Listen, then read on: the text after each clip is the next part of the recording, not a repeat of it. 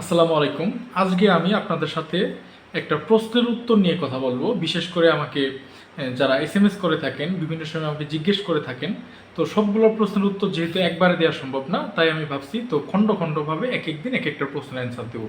তো আজকের প্রশ্নটা হচ্ছে যে একটা কেসেট টাইপ এফসিউ ভালো নাকি ডাক্টেড টাইপ এফসিউ ভালো? তো আমরা যখন ডিজাইন করতে যাব, যারা নতুনরা যখন শিখবো, তো যখন একটা সিলেকশন করতে যাব, তো কোথায় কী টাইপের এফসিউ আমরা দেবো, তো সেই জিনিসটা নিয়ে আলোচনা করব। তার আগে যারা এখনও আমার চ্যানেলটা সাবস্ক্রাইব করে নেয়, দ্রুত সাবস্ক্রাইব করে নেন, আর যারা করেছেন তাদেরকে অসংখ্য ধন্যবাদ। তো নাম্বার ওয়ান, একটা জিনিস চিন্তা করতে হবে। তো এফসিউর কাজটা হচ্ছে রুমকে ঠান্ডা করা।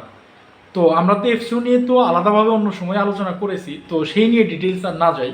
তাহলে আপনারা বলি যে কেসেট টাইপ এফসিউ এবং কি ডাক্টেড টাইপ এফসিউ এর মধ্যে পার্থক্যটা কী, এবং কি কোন সময় কোনটা ব্যবহার করা ভালো, বা কোনটার কিভাবে করলে খরচ আমাদের কম বেশি হতে পারে প্রজেক্টে।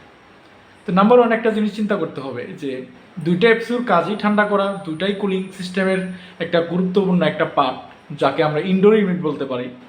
তো ক্যাসেট টাইপ ইউনিট আমরা কোন জায়গায় দিই? যে জায়গায় দেখা যায় পরিষ্কার পরিচ্ছন্ন, একটু ধুলাবালি কম, বা হেভি ডিউটি জায়গা না, মানে যে জায়গাতে খুব 4 দিন 24 ঘন্টা ডিউটি হবে এরকম টাইপের জায়গা না, যেখানে ময়লার পরিমাণ একটু কম।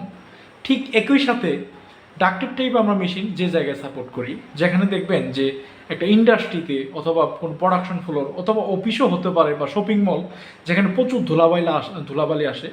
এই জন্য ধুলাবালির সাথে এটার একটা সম্পর্কটা কেন, তো এটা আমি নিজের লজিকটা আমি সাপোর্ট করব। যারা দুইটা এফসি নিয়ে কাজ করেছেন হয়তো বা তারা আপনারা নিজেকে কম্পেয়ার করে বুঝতে পারবেন।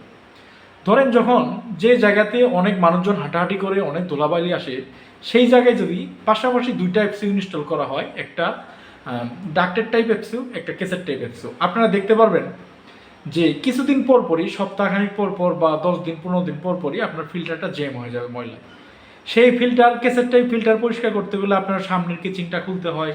সেই কেচিংটা খুলে বারবার ক্লিন করা, দেখবেন যে 2 বছর 3 বছর 5 বছর পরে দেখবেন কি সেই কেচিংয়ের আপনার একটা করে স্ক্রু হারিয়ে যাবে, বা স্ক্রু নাট একটু হালকা কম বেশি টাইট করার কারণে দেখা যায় যে জিনিসটা নষ্ট হয়ে যেতে পারে।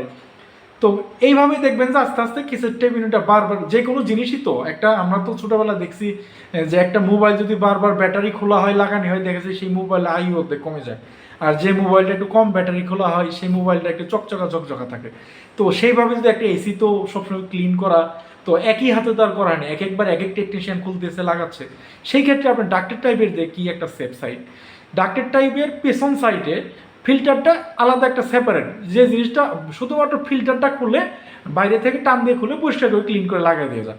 সেক্ষেত্রে আপনার এফসিউর ভিতরে বডিতে কোনো রকম আপনার হাত দিয়ে লাগছে না, বা কোনো প্রবলেম যদি হয় ভবিষ্যতে 8-10 বছর চলার পরে আপনি ফিল্টারটা চেঞ্জ করে নিতে পারেন, 300 400 500 টাকা খরচ হয়ে যেতে পারে, বা লোকালি বানিয়ে নিতে পারেন। তো দামটা এটা বড় বিষয় না। তো সেই ক্ষেত্রে তাহলে কি হলো, যে একই জায়গায় আপনি যেখানে হেভি ডিউটিতে ভাবে চালাবেন বা অনেক ধুলাবালি, সেই জায়গায় আপনি ডাক্টেড টাইপ এসে দিতে পারেন, এবং কি আপনি ইচ্ছা মতো ইন্টেরিয়র ডিজাইন করতে পারবেন। যে ইন্টেরিয়র ডিজাইন আর্কিটেকচাররা একটা ডিজাইন দিয়ে দিচ্ছে, সেই আর্কিটেক্টের সাথে তাল মিলিয়ে তাদের ইচ্ছা মতো গ্রিল দিয়ে, ডিফিউজার দিয়ে, যেখানে যেভাবে টাইপের চাবে সেইভাবে ডিজাইন করতে পারবেন আপনি ডাক্টেড টাইপ মেশিন দিয়ে। আর কেসেট টাইপ জিনিসটাও দেখতে সুন্দর লাগে, কিন্তু জাস্ট যা আছে তাই, এর মধ্যে কিছু আপনি মডিফাই করতে পারবেন না, এক্সট্রা সৌন্দর্য আপনি এড করতে পারবেন না এয়ার কন্ডিশনিংয়ের জন্য। তো সেই জন্য আমরা বলি, যেখানে কেসেট টাইপ মেশিন আমরা ইনস্টল করবো সেখানে খেয়াল করবো যে যাতে অফিস ময়লা টয়লা কম হয়। বা আরেকটা জিনিস আছে এখানে, বাজেটের বিষয়। এখন অনেকেই মনে করতে পারেন যে একটা ডাক্টেড টাইপ এফসিউ আর একটা কেসেট টাইপ এফসিউ, দুইটা যদি দামের কম্পেয়ার করা হয়, তাহলে দেখা যায় কেসেট টাইপ ইউনিটের একটু দাম বেশি হয়ে যায়, কিছু কিছু ক্ষেত্রে ডাক্টেড টাইপেরও দাম বেশি হয়ে যায়। ধরে নেই আমরা কেসেট টাইপে একটু দাম কমই হয়ে গেল, কিন্তু তারপর একটা কথা আছে, ডাক্টেড টাইপের সাথে এক্সট্রা আপনার এডিশনাল ডাক্ট লাগতেছে, ডাক্টের ইনসুলেশন লাগতেছে, এটা আবার ইনস্টলেশন একটা কস্ট লাগতেছে, লেবার কস্ট বেশি লাগতেছে, আবার এয়ার টার্মিনাল লাগতেছে। এই দিক দিয়ে আপনার খরচটা একটু বেশি হবে, কিন্তু লংজিভিটি আমি মনে করি, আমি না, তো যারাই ডিজাইন করে এইচভিএসি সিস্টেমে, তারা সবাই যেখানে দীর্ঘমেয়াদী একটা পরিকল্পনা করা হয়, সেখানে অবশ্যই একটা কেসেট টাইপ ইউনিট যদি 10 বছরে চিন্তা করা হয়, সেই ক্ষেত্রে একটা ডাক্টেড টাইপ ইনডোর অবশ্যই 20 বছর 25 বছর চলবে, যদি ভালোভাবে মেনটেনেন্স করা হয়। তো ধন্যবাদ সবাইকে। আরও যদি আপনাদের এই টাইপের কোনো প্রশ্ন থাকে অবশ্যই কমেন্টস করে জানাবেন, তাহলে আমি আপনাদের জন্য নিত্য নতুন ভিডিও নিয়ে হাজির হতে পারবো। আসসালামু আলাইকুম।